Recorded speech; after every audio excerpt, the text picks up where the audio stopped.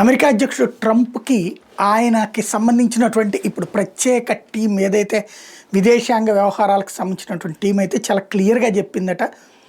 ఆలోచన మార్చుకోండి, చైనా మనకి పెద్ద శత్రువు, భవిష్యత్తులో కూడా బద్ధ శత్రువు అయ్యేది అదే. ఒకప్పుడు రష్యా మనతో ఢీకొనేటటువంటి ఆర్థిక వ్యవస్థ ఉన్నప్పుడు దాన్ని దెబ్బతీసాం. ఇప్పుడు చైనా ఆ స్టేజ్కి వచ్చింది, మన పక్కకు వచ్చి కూర్చుంది, రేపో మాపో మనల్ని దాడతానంటుంది. దాన్ని దెబ్బ కొట్టాలి అనుకున్నప్పుడు భారత్ అవసరం ఉంటుంది, కానీ పాకిస్తాన్ కాదు.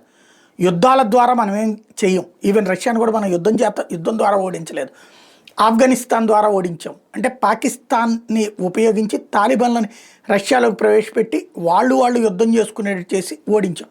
ఇప్పుడు కూడా ఉక్రెయిన్ ద్వారా చేస్తున్నాం. బట్ పాకిస్తాన్ వెళ్ళి చైనా మీద యుద్ధం చేయదు, చైనా పాకిస్తాన్ మీద యుద్ధం చేయదు.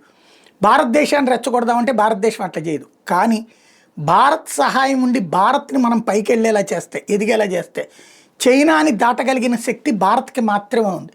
దానికి పూర్తి సహాయ సహకారాలు అందిస్తే అది రేపు పొద్దున ఎదిగినా మనకి ప్రమాదం కాదు, మనకి ప్రమాదకారి కాదు.